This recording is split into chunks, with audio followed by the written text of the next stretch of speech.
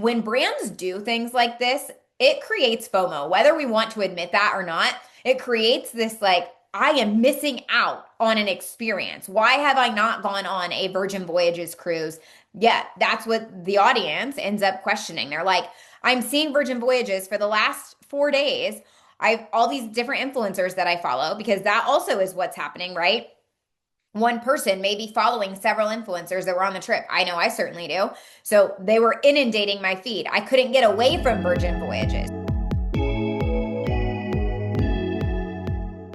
Hello, everyone, and welcome to this episode of Branded and Booked. Before I get started today, I have to give a shout out to the client that this episode and a new series I'm doing on Instagram was inspired by. So Yash and Kushali own Altitude 22, which is a brand that we built for them for their house in Bethel, Maine. And we are working on another project for them right now in Sedona, which is a really exciting. But a few months ago, Yash said, Steph, you have this background in, all of these different industries that you've worked in. So what are all of those different industries doing that the hospitality industry is not doing? Like, how are these brands capturing and gaining their clients, their customers? Like, what does their acquisition process really look like?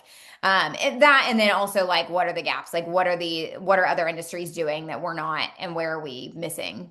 Where are we missing? Where are we missing out, right? How can we be gap fillers here?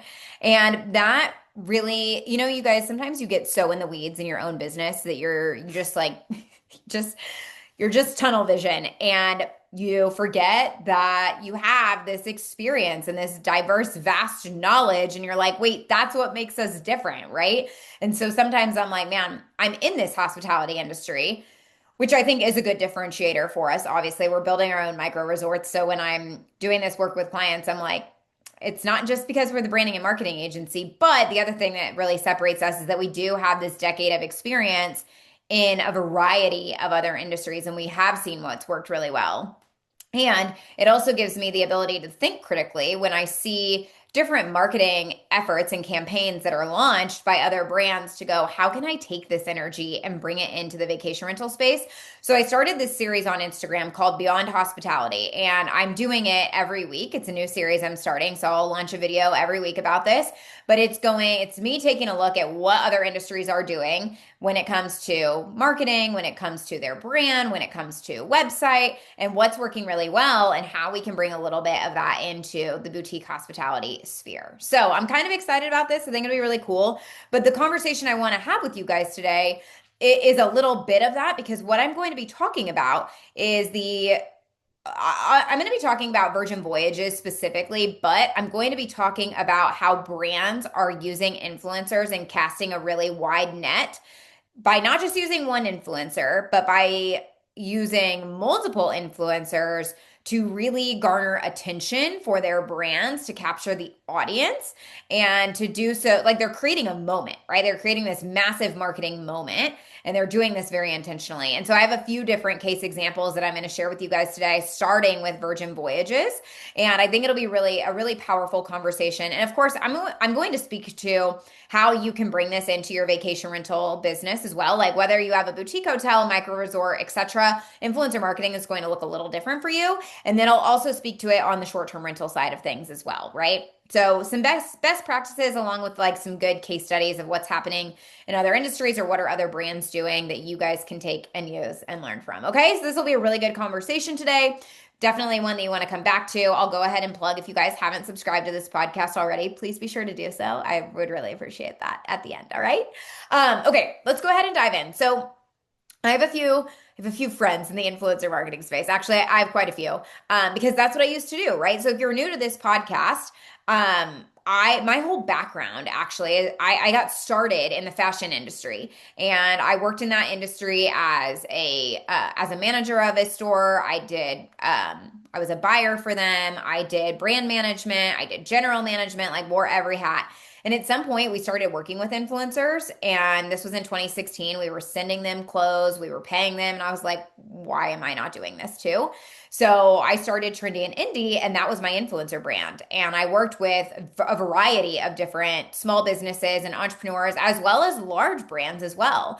I had the opportunity to work with Andaz Napa Valley and Wall Street, 25 hours hotels over in Europe, Lark Hotels out on Nantucket. I had the opportunity to work with Bottle Works and Ironworks here in Indy, 505 Nashville, Element Hotels. I mean, a lot of different opportunities in the travel sphere. And I launched the agency. I launched the Weber Co. Kind of pivoted in 2019 to the Weber Co. Started that at the end of 2018. Officially did that in 2019, and then had the opportunity to serve hundreds of different small businesses and entrepreneurs through my own business. And kind of shifted away from what I was doing as an influencer. But I've worked both sides, and I've actually worked both sides of this since 2014. And it's been interesting to see the evolution of influencer marketing, which in 2014 was blogging. They were bloggers, and now it's like this whole influencer marketing sphere, which is it's crazy. It is I think $22 billion industry now. It's wild. And there is a reason for this. There is a reason that brands invest heavily into this because they understand the value of the social proof that influencers can bring their brand, especially when they are going to launch. I'm going to talk about that today as it pertains to boutique hotels and micro resorts and so forth. But what Virgin Voyages did recently, I have a handful of friends that were actually on this cruise. They did a creators cruise, essentially. So I think they had 1,000 creators, largely with like TikTok audiences.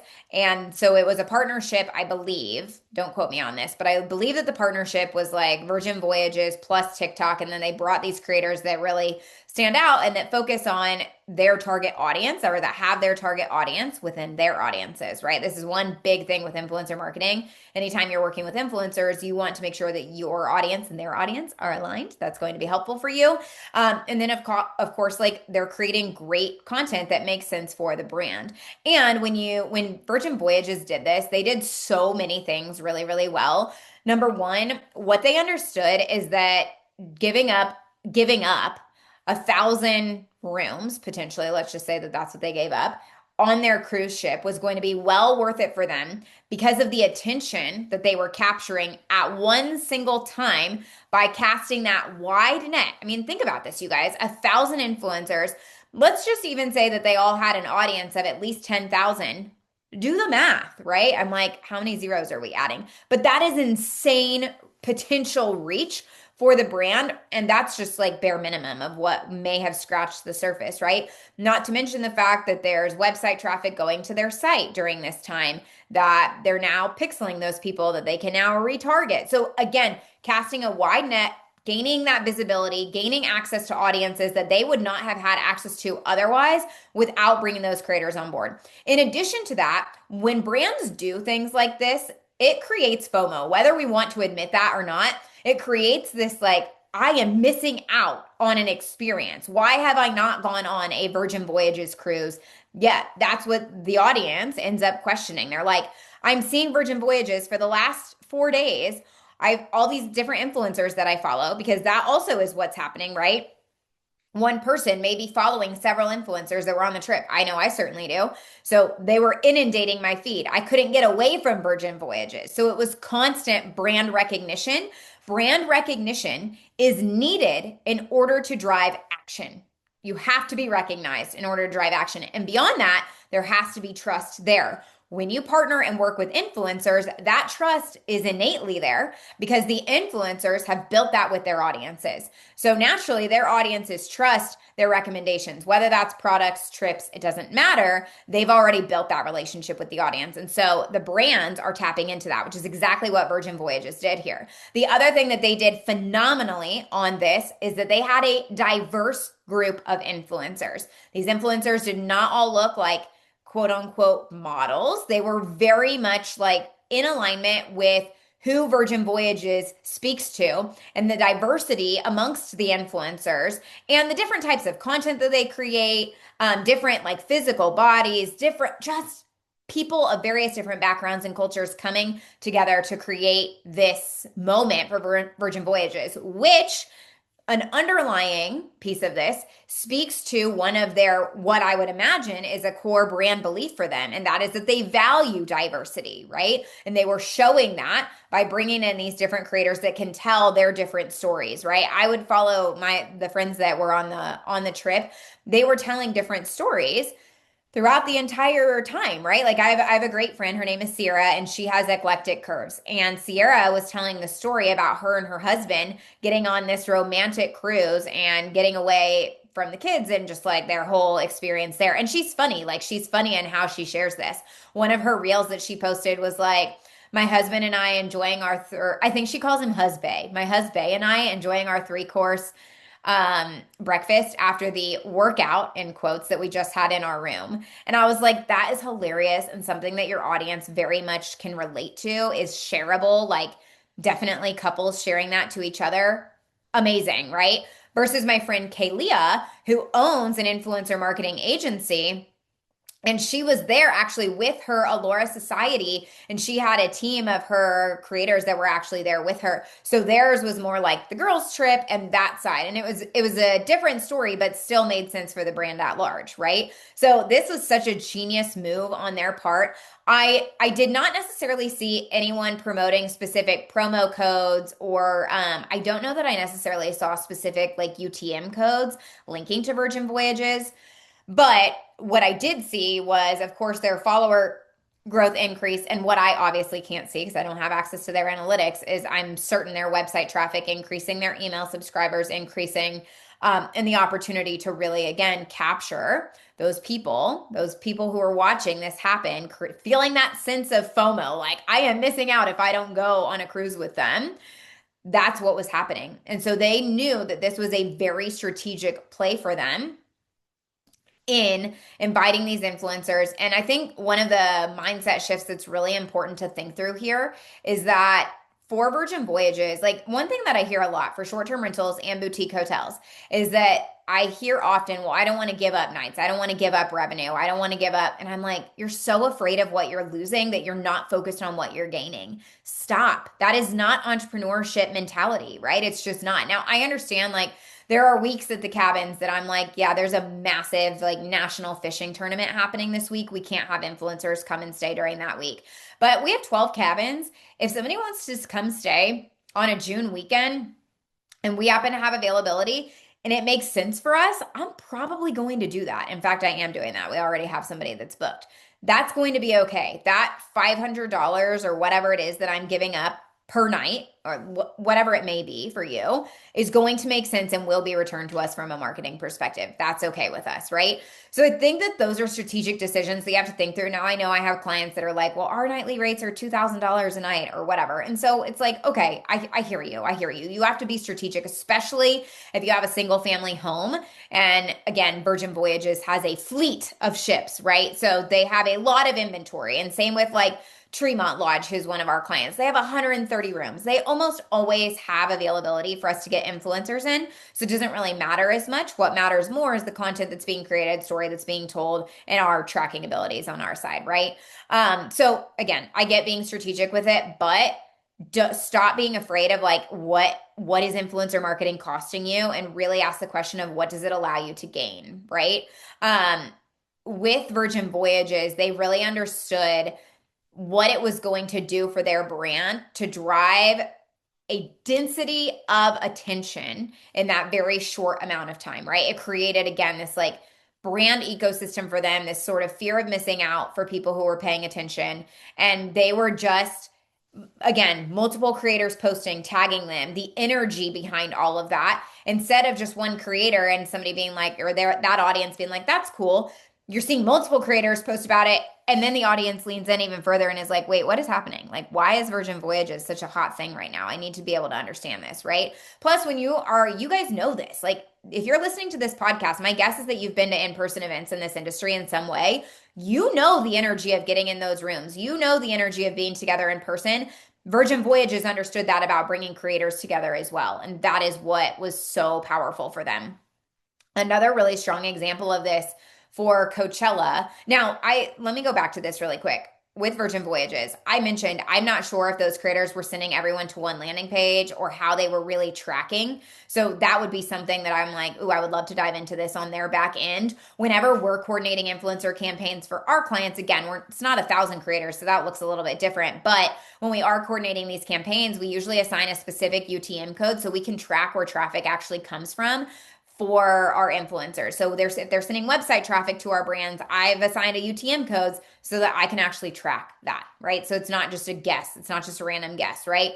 For example, if you say, oh, well, we had an influencer come stay and we had, 39 direct bookings the next month. It's like, well, are those bookings attributed to the influencer? Maybe, maybe not, but you can be a lot more sure about that based on UTM codes, based on, promo codes that the influencer may be sharing and so forth, right? Email capture, all the things. Okay. Another example of this that happened recently was Coachella. If you guys noticed, there's some like funny things that happen on TikTok when we start talking about Coachella, because some things that I start to see are like, oh, Coachella, aka the Influencer Olympics. And I'm just like, okay, but really think about this. Like, really take a look at what's happening here, right? Some of the brands that the Kardashians own, 818 Tequila, right? They had, or whatever, I think it's just called 818, but they're a tequila company. You all know this. They had all of these different influencers, and obviously owned by the Kardashians, right? Or the Jenners. I think Kendall actually owns this one. Anyway, beside the point, it's like an influencer created brand, more or less, is what it really is, right? So when you do this, you're creating experiential marketing moments. And this is something that not enough, especially boutique hotels, are doing when you all launch your properties. It's like you just open the doors and you forget that there should be a whole launch plan in place. You're so focused on getting them on the OTAs and getting bookings come in. And it's like, hold up, where was the launch plan? And why didn't we have influencers come and stay? And why did this not happen? Right? Like what was the thought process? There wasn't a thought process, actually, is maybe what the deal was. But brands, especially during Coachella, again, that's what they're creating. They're creating these intentional content infrastructures that now they've built. Now they can take and use that content potentially for months to come. And they've created an entire experience, an environment around their brand where people can actually interact with it. Influencers are interacting, they're posting, and they know they're casting that wide net, capturing the attention of millions of people because of the number of influencers that they're bringing into the space. And they've created those like wow moments, those experiences that you can touch, feel, see, right? Not just a like, here's our logo, here's our brand. It is also they're so intentional about the lifestyle. If you take a look at how their spaces are designed at Coachella, or even at like they'll do hotel buyouts, or they'll do large short-term rental buyouts, right? Again, they've created a moment. They've created an experience, which is what both of these two brands have done. To use some other maybe more product-based examples, because so many are doing this. I just saw a video today about Comfort, COMFRT, the sweat brand, right? Some of you may have their sweats. They launched their company, you guys, in 2022. 2022. They are a $500 million brand. Why? Well, they have a great product. They have a good story behind it, and they got that product into the hands of influencers so fast, and they have strategic marketing funnels in place that are consistently capturing and retargeting their audiences. Literally, that's what they're doing, right? But it was heavy creator focus, especially upon launch. This brand almost feels inescapable. Like anywhere you go, people are wearing Comfort sweats. I'm sure that if you don't own them, you've seen them. I own them now because I couldn't stop seeing them. That drives demand, you guys. That drives interest. It drives curiosity. And those two things drive demand. Other brands that I've seen do this really well, Color Science. If you guys are not familiar with this product, they are basically skincare as sunscreen is kind of their whole thing. So I have formerly used their products probably back in 2017-ish, 2018-ish, sometime around there. And then once I ran out, I stopped using them. And then I've seen all of these creators showing up in my feed and also in ads in front of me, right? Because other brands are also smart enough to go, we should buy the rights to this and then be able to run ads to it, because we know that a real person is going to be so much better than us being like, Look at what our product does. They are giving them an opportunity to share what the product does, like influencers, put that story and say, hey, here, we're going to send you the product. You try it out. You see what you think and you share it with your audience instead of it being from the brand's voice, right? They're giving that brand voice to other creators, which builds more trust and creates authority too. So anyway, I purchased their, I think it's their like Flex face sunscreen.